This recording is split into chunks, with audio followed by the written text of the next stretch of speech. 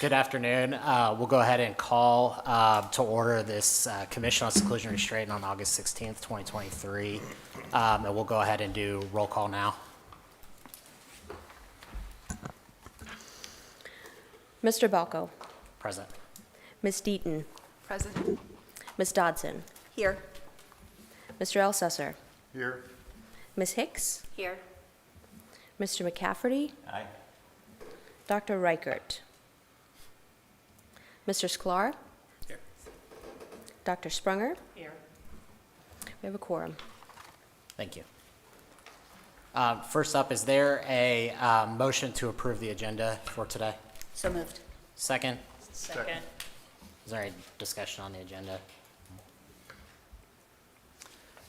Next is we had sent out the minutes from the March 2022 meeting. Is there a motion to approve those minutes? I move to approve the minutes. A second? Second. Any discussion on those minutes?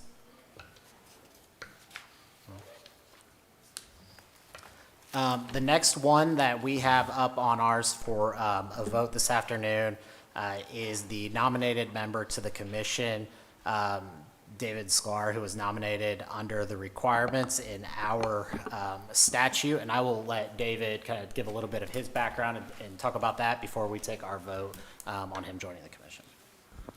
Thanks, Steve. Hi, everybody. It's good to see a couple of familiar faces and introduce myself to those that I don't know. My name is David Sklar. Professionally, I'm the Director of Government Affairs with the Alzheimer's Association Greater Indiana Chapter. I've been a longtime health and human service advocate here in the state of Indiana, and understand that I am to just kind of bring a voice and role of parent perspective to the board. So I'm happy to do that and happy to answer any questions about myself. Is there a motion to approve, David? moved. Second? Second. Next, after the votes, we'll just open it up if there's any public comment or on those first few votes before we get into the reports. Okay, moving on. So the next portion that we have is the reports where we took a random 3% of schools who had reported an incident of seclusion restraint, and we had reached out to them and asked them to supply the incident reports that were to match the data that is in the DOEES report where we collect our information. We had reached out to the schools, asked them to submit those along with their seclusion and restraint plan, and all of those were then reviewed against the requirements for the plan, and then also the incident reports to make sure that those numbers are matching up with the data.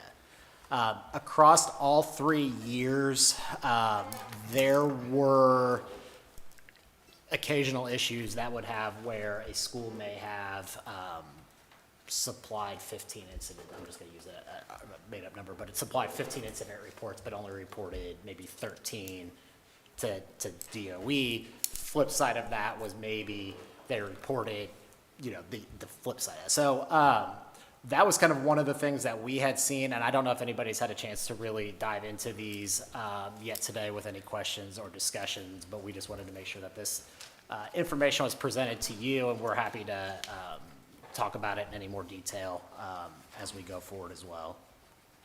Nothing stood out to you with the department as to things that you felt like needed to have a little bit more consideration? One of the things that we had seen when we were reviewing the incident reports is that those are kept in a variety of different ways and collecting different information across schools, which made it hard to compare what was being collected. We may have received 15 handwritten, scanned in copies of incident reports all the way up to organized by student in a database, and it was classified with a lot of other information about that student.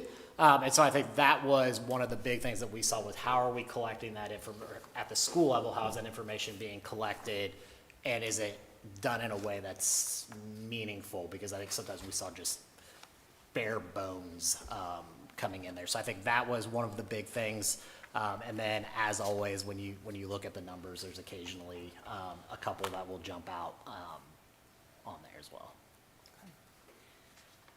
So as I look at the report, it doesn't look like any schools have repeated from year to year. So as we pull the 3%, are those schools set aside and for other schools to be pulled, or are they put back into that poll? For this one, those were set aside for the Okay. next poll, so that way we weren't looking at Right. potentially the same, 20 schools for 3 years in a row.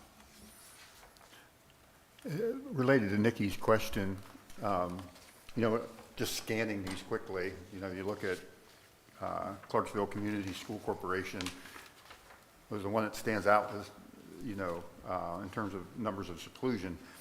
And if we're looking randomly, are we looking, did we look back at that particular school corporation in 22, 23, 20, to see, is that number consistent, that high, or was that just in a year that was a little out of line for them? I don't have that information right now, but I'd be happy to look it out and get Just back to would the be commission. curious, since it's one that stands out.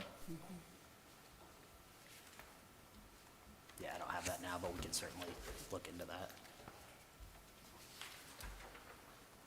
So if you see abnormal numbers, like, for example, the Clarksville Elementary School is 51 seclusions, do you also consider the other schools in that school district and look at their numbers also? If that's an abnormally high one, does that create a concern for you in that you need to consider the other schools in that school district? So that's on the 2021 raw data, they have 51 seclusions but no incident reports. So that would be a flag to me to say, what's going on, that's just one school in that school district, what's going on with the rest of the schools in the school district, and do they have the similar numbers? Do we need to look into that further? Yeah, we, for this one, we just looked at the 3% of the schools that were pulled here and didn't go broader than that. We did have some, and I don't remember the specifics around the Clarksville Elementary School, one where it was not simply, but it was a case of the individual who was responsible for keeping those records left the school, and the records were no longer accessible, which I think ties back into some of that record keeping and how we're doing that I mentioned before. But I think it's certainly could be worth looking into them and the trends across the district as well. Right. The high ones. The other question I would have when I see numbers like that, is that a cooperative type school where maybe several schools bus students there, or a district school where behavioral support is and the numbers might be higher than their other schools because they are home to that behavioral support? And I think some of those, as we look at what those high numbers are, would be important to look into, is this insanely high because of Right. what, because that is, I don't want to say the purpose of the school, but that they're targeting kids with the behavioral supports. And so it's, I think that would be important to take a look at as well, to figure out what those outliers are. So I apologize if I was trying to digest this, if you explained this earlier. So, again, not to pick on Clarksville Community Schools, but they're the easy ones to look at.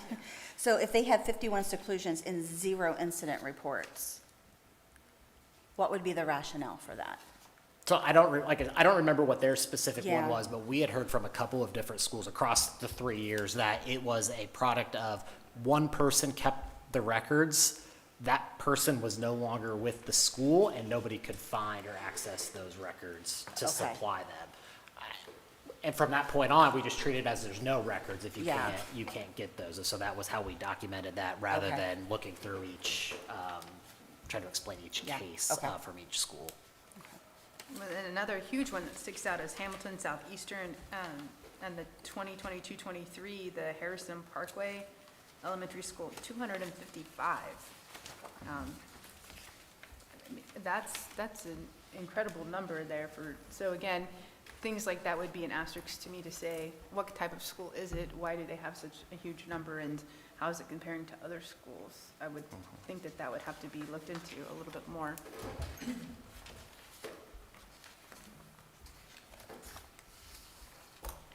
I don't pretend to be an expert on this, but I do feel like in the last time we looked at this, which was a while ago, but I feel like there's this consistent theme where you have a lot of schools that have a very small number, and then you have a few schools that have a large number, which could say that there's a problem in those schools, but I'm gonna guess, and per your comments when you started, like, I'm guessing that there's not a lot of uniformity in terms of the reporting.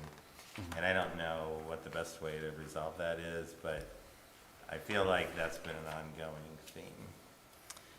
Yeah, and I think that's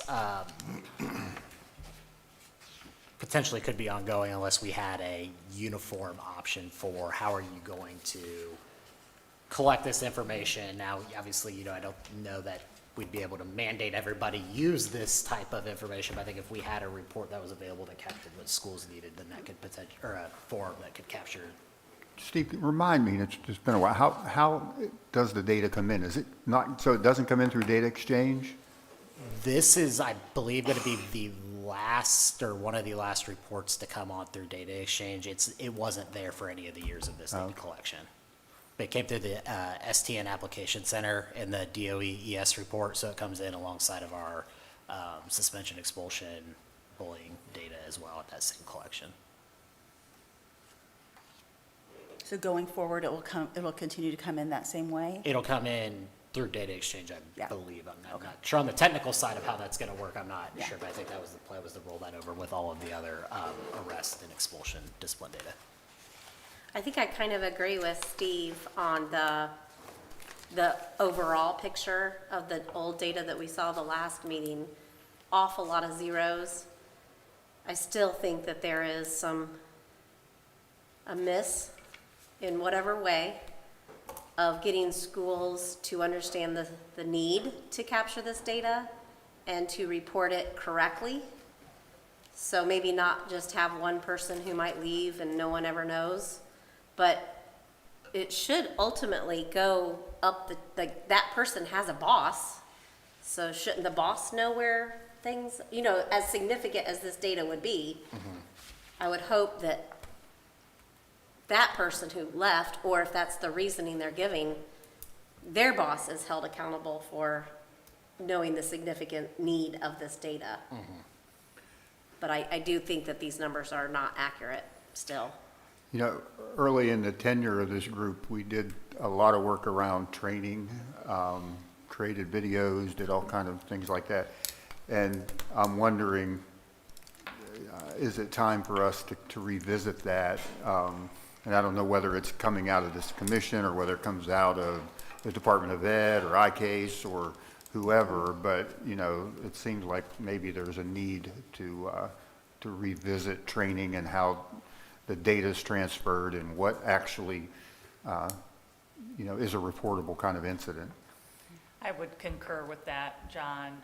In fact, Nicole and I were having that conversation on the way up here, because there's been enough turnover in all schools with administrations, teachers, new teachers and programs, that I think it's time, again, to make sure, as a commission, those videos we had, make sure schools have those, make sure schools are aware of their obligations to report, and just do that professional learning. I think schools want to do the right thing, but again, the high turnover that we're seeing in education, it probably is time. Yeah, and not just around data, but just around the responsibility of training, and those aspects as well, I think would be important. Yeah. I'm sure it's outdated and needs to be refreshed, for sure. That was going to be my next question, and we can get those out to the commission members to make sure that get all eyes on them and can take a look at those as well, make sure, see what needs to be updated and how we can go about doing that. Because those are existing things that we can, I think, clean up pretty straightforward. Can I ask just an informational question? I apologize, I'll probably be asking some informational questions just to make sure I get up to speed. So there is not a, obviously there's a requirement to document each incident, but there's not a uniform documentation form or documentation system. Is that what I'm kind of understanding? Correct, Okay, yeah, that's 'cause gonna be obviously done I see- I see a- individually. right. So documentation may include the following information, so each school district It's gets gonna up to their own. include the information, but Okay. it's gonna look wildly different on Different how from that's each. Okay. formulated and put Alright. together Okay. and collected. Okay. So, good question, and so I've been on the commission since the beginning, but that doesn't mean I remember everything. Is there a reason we can't do it for them? I don't know that the department has the authority to require a uniform, to require it. I think we could certainly, as the commission, maybe Like, what if we develop did a form that could be made If available we did to a help model streamline form and that. then make it available, and then I would think schools would want to use it just because, A, it's easier, it's already done, and B, they know they'd be in compliance. I guess that would be a question of mine, again, sort of outsider's perspective at this point, but, you know, if you're gonna do training and education materials, if each district is different, then how, you know, how effective are training materials really gonna be if, you know, if there's not sort of a uniform system? And even our incident report, right, we kind of put out there a template of an incident report that most schools adopted. Same with the policy, right? It was a template that they could add to if they wanted to. Yep. I wonder if that would be the same then for the I uniform mean, reporting. if it's incorporated into data exchange, doesn't that basically formalize how the data is submitted? I think so, right? I would think so. I'm not sure on how that comes through on the tech, Either. on the tech side. I'm not sure how that gets captured and brought in, and I could certainly look for clarity on that. I just don't John know. Keller can do anything. Yeah.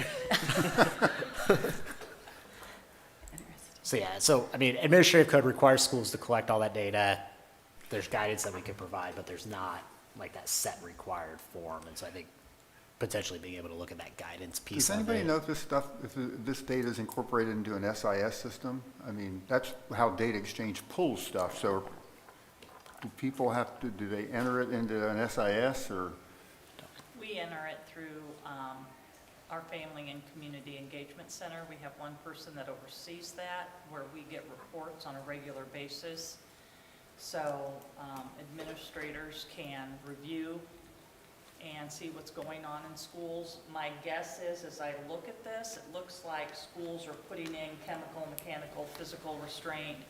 They're just they're inputting those numbers into whatever data form is there. And then that's how it's pulled, but I'm not a data person. Is there, oh, sorry, nope, sorry. Sorry, can I ask just two more No, questions? go Okay, ahead. Sorry. Is there a parental notification requirement? So if there is a seclusion or restraint, a parent has to be notified. And is there, other than like a internal grievance process within the school system, is there any way for me as a parent to report, like if I hear from my child that they were secluded, but I don't receive a report from the school There's a district? complaint process, There's- right? okay, Yes. complaint process, okay, thank you. I believe that information is still on the commission Okay. website. Wait, can you remind me what that complaint form is? I can't, Because I'm not sure that is well known. it was a process. I think we outlined that there was a process, not necessarily a form, right? Is it on our- Okay, thank you, don't because we have- there's not a complaint. Yeah. The process is really, they just go to the next level. Yes, Right, that's, I you think go that's to- exactly Okay, what it I've stated. never because I was like, Yes. hold on, I because think we have that's, a Yeah. requirement. Yeah, we had, isn't there something on our website? There was an incident Do we still have a report. webpage with all the changes and that The stuff? incident report was on there. I don't think there was a complaint. I think if there was a complaint by a parent, they were to go to the principal. the levels, It the goes next. principal, superintendent, then school School board. Okay. And if you didn't get the resolution that the parent felt, then it comes to this board. Okay, Yep. thank you. Because some of those were brought to this commission in the past, right? When there was, I thought we did, but, well, so, I don't know if I'm out of line or out of step, but, and if it's appropriate to if we're even ready for a motion, but I feel like, building on David's very good question, so this is a motion from David, that we are, and you can tell me if this is appropriate for DOE, but for DOE to develop, in working with their IT people, some kind of model form that could facilitate the information in a way that's helpful. And while we're at it, we might as well do a complaint form that's a model. So again, it's all voluntary. and then make it available to the commission for approval. Is that appropriate? Nicola, is that for the DOE to be able to do that, or would those documents come out of this commission? We're going to have to look at that Yeah, and write a Well, response. yeah, we'll have to circle back on that, just trying to make sure we have the authorities in place for that, but I do think I'm just- having a model form is something that we could do. Yeah, so I'm saying the commission would adopt the form, but someone needs to write it in a way that is technologically feasible within our systems, within your systems, which none of us are capable of. Yeah, doing, so. we can certainly look at what the capabilities and any restrictions would be on I that. mean, there's, But I do think and I'm not streamlining the expert here, but there's not technically forms anymore. I mean, it's, information is pulled from SIS systems through data exchange is how DOE collects that data. It's not, people won't turn it, the old C series when you had CC, CP, all those different forms. But what we found in this process was that at the school building level, they're absolutely keeping it on paper forms that are then manually input into whatever computer system it was, because when we were requesting the forms for this data collection, I was receiving scanned handwritten copies. Okay, I'm a little confused now. So I don't know if we're talking about like reports to the state, or are we talking about the incident reports at the school level? I think we're using some of those Okay, interchangeably. yeah, so, oh gosh, I'm new too. Like, I did a virtual one, and this is my first in-person one, so I need maybe some clarification. So you're saying, like, if they have a physical restraint, it's just a check mark in the system, right?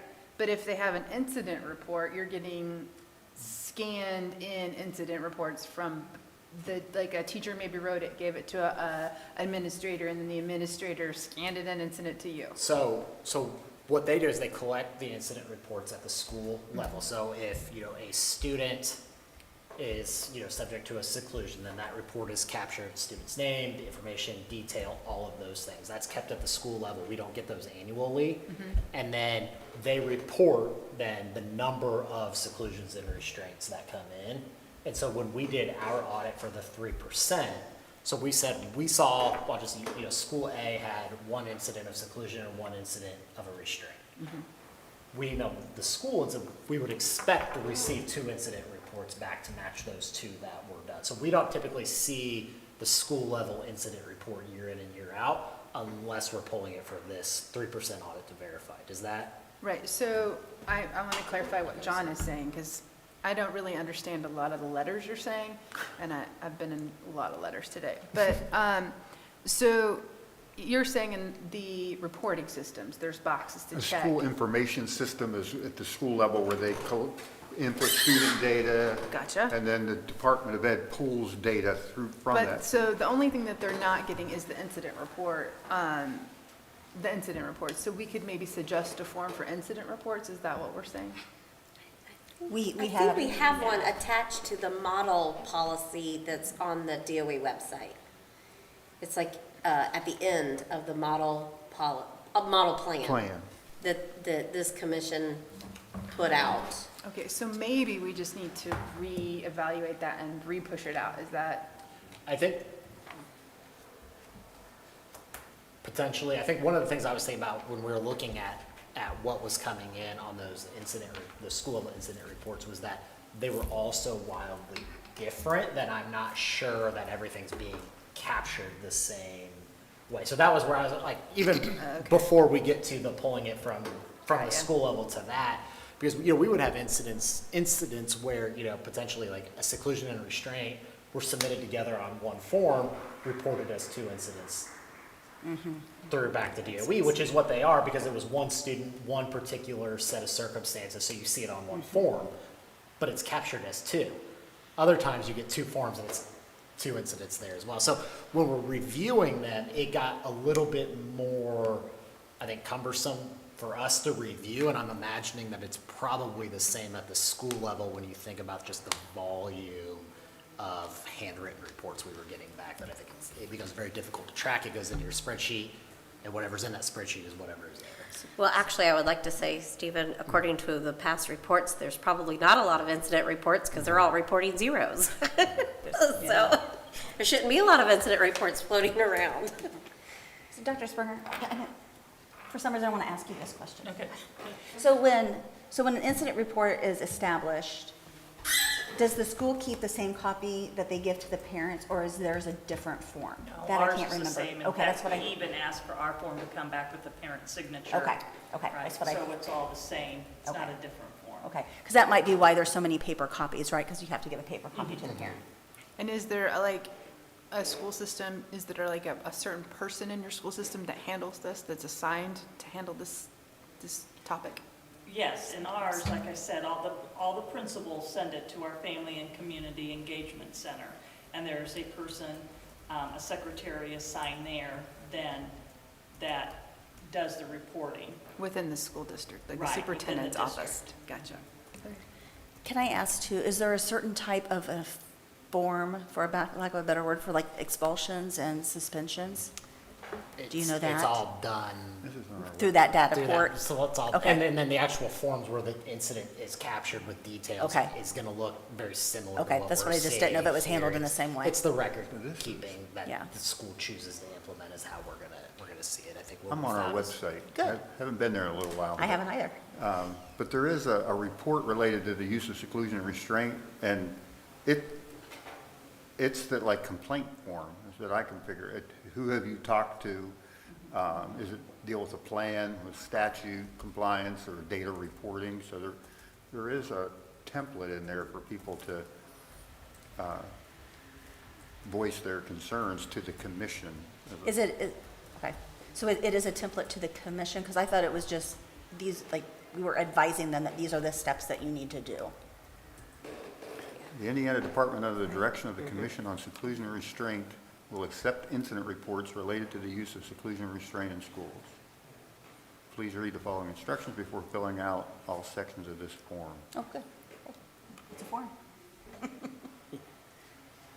I guess I thought my understanding with that new form on that was done, what, 3 years ago or 2 years ago, I don't know. It was not meant to circumvent any local level anything. It was just True. an extra option. But I think we were trying to say, try to exhaust the local level first. We're Is trying that- to get it resolved at the lowest level. Right, Right. right. And that's why I think this has a little check mark on, have you gone to these particular entities before submitting? Yes. Steve, just on a related note, I'm sorry, my ADHD's kicking in, but with newer members on the commission, should there not be some kind of orientation, you know, in terms of what the role of this group is and what, you know, some of us are old timers and, you know, probably forget most of what we learned back then, but it might be helpful to do some type of orientation and just revisiting what statute calls us to do and be and what it doesn't call us to do. Absolutely. I think that'd be a very good, and we could work on getting that on the calendar sooner than later as well for Well, everybody. and I think offer it given the to long everybody time- almost, yeah, because I it think we- seems like everybody needs a little bit, not that I totally agree with you, I love that. It's been a while, I feel like. So I think what we can do is we could certainly take a look at the training pieces of it. I think we need to make sure we're understanding definitions and recording. And then we can look at what the authority is of the commission and of the DOE looking at creating that form, that incident form. The model plan right now says the incident report form shall be developed on a form prescribed by the school. So again, that's down at the school level on what those forms look like. So we'll just want to make sure that we have the authority to create and develop and push that out, going from there. But I think we could definitely do the training and take a look at, the training we discussed on exclusion restraint, and then also the commission training and making sure that everybody's, on But speed with again, that. we could develop a form that's a model. They don't have to use it. They can adopt it and then it becomes their own. Or they could create their own. But we would hope that they would use this.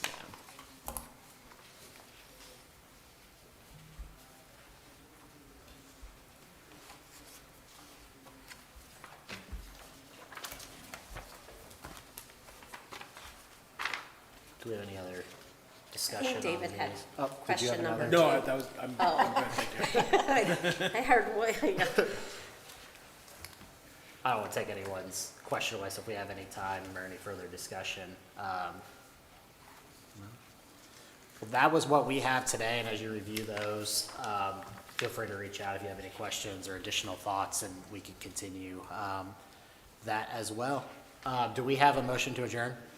Can I have one Oh, question? yeah, please, sorry.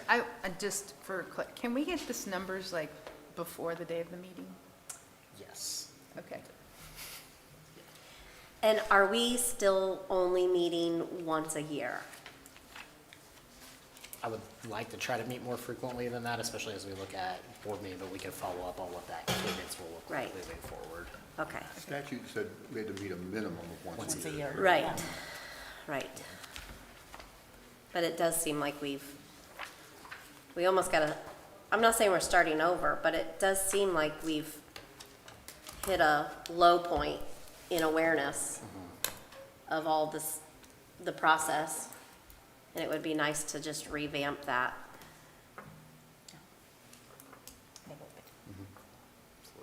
Well, I think if you guys internally take a look at whether or not you can do, how you would do a model form or whatever, the technology, and then if you could send out what you think would be a model, and then we could look at it and then come in and either adopt it or make changes or whatever, that seems like a good strategy to me.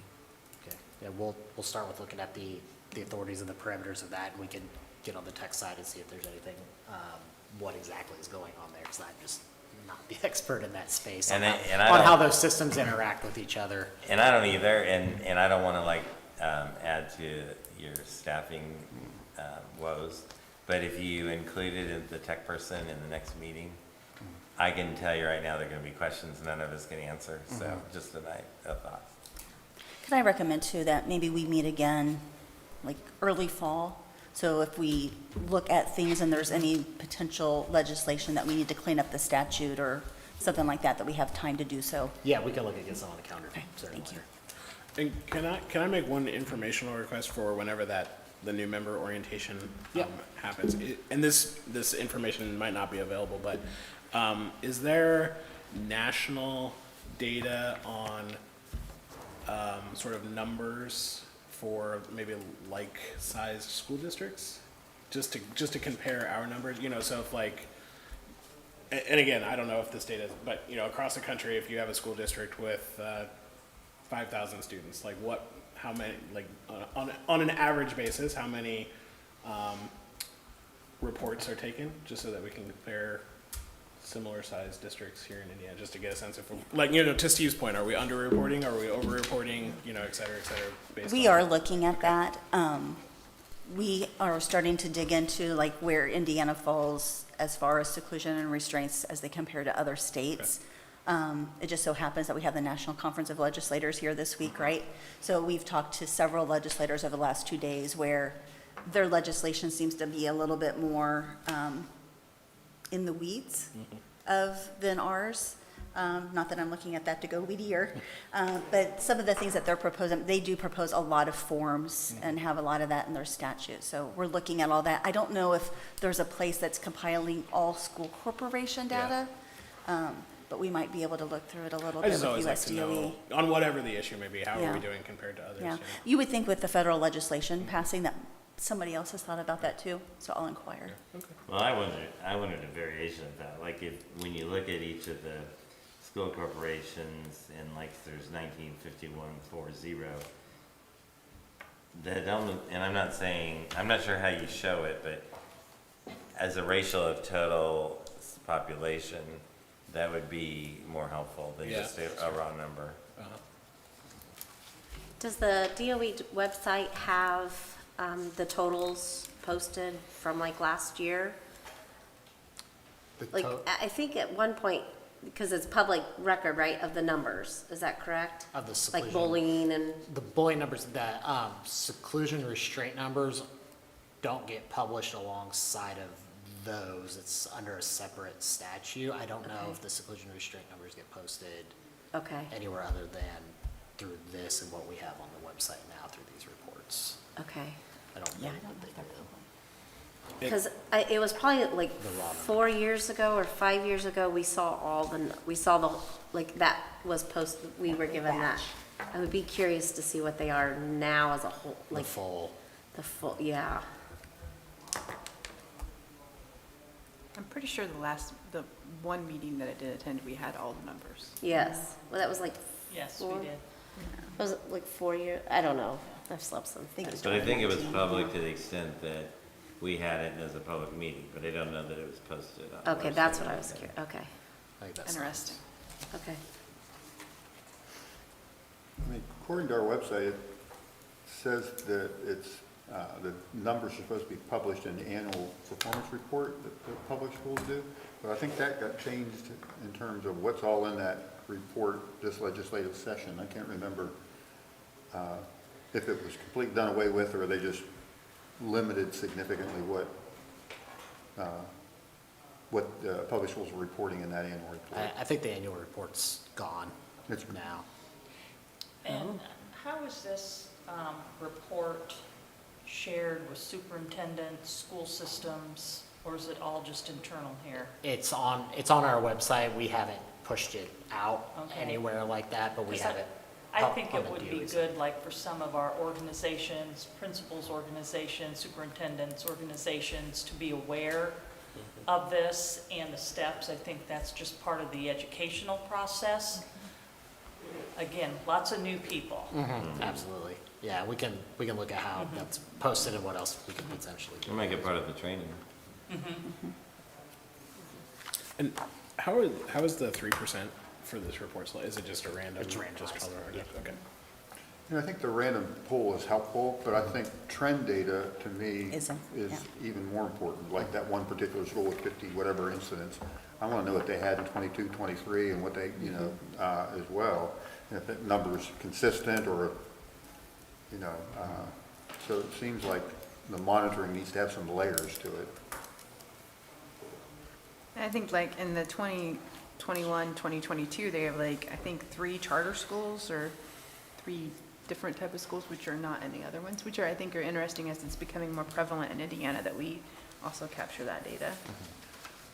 Steve, if part of that orientation, and you and I were talking about it before, what are the limits on the department as well with this data?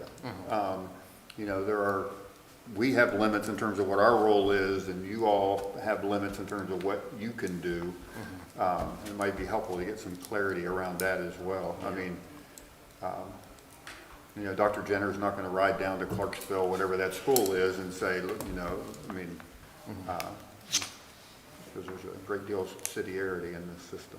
Yeah, and I think it would be nice to have that, what the department can do, what the commission can do, and have those authorities outlined so that we have a little bit more clarity on when we're talking about forums and who can do what, that where to target that. We did have that in the beginning, and Michael did that, I remember. Not that we could find it, but. And then we can certainly follow up with that once we get some more information. We're going to put together the best orientation. David's going to be the most oriented person on the commission. I like a good orientation. Well, that's what I couldn't remember. Did we have binders when we very first started? Didn't we have a binder that included the statute, the model plan, right? Maybe I just created my own. You just created your own. I don't know if I still Did have we it. have, what did you say? Do we have what? A binder? Didn't we I have don't like think a the little? state would pay for binders. I remember having a binders. file folder. Was it yours created, or were we all given? No, we were given Okay. ones when Dr. Folks was here. Okay, We'll have that. okay. Because then maybe I just created my binder. I'll look to see how I can help with the orientation. I keep all that stuff. Good for you. Well, we had a lot of working documents, so We it did. was, We did. Yes. yeah, yeah. Emphasis on the working. I'm disappointed because our videos aren't on here anymore. I saw that. Really? Came in and recorded those videos in the studio, and They were they very didn't make the good. new, Yeah. You the almost new won an rendition of Academy. the website. Yeah, That's too bad. You can go to that old, what's that, is it the Wayback, is that what that's called? You can go to a website and it takes you back to your old website, No, no. yeah. Well, you said you weren't tech savvy. If there's no further discussion, we can go ahead and take a motion to adjourn. I moved. Second? Check. Well, thank you all for being here. Appreciate it. Thank you. Thanks.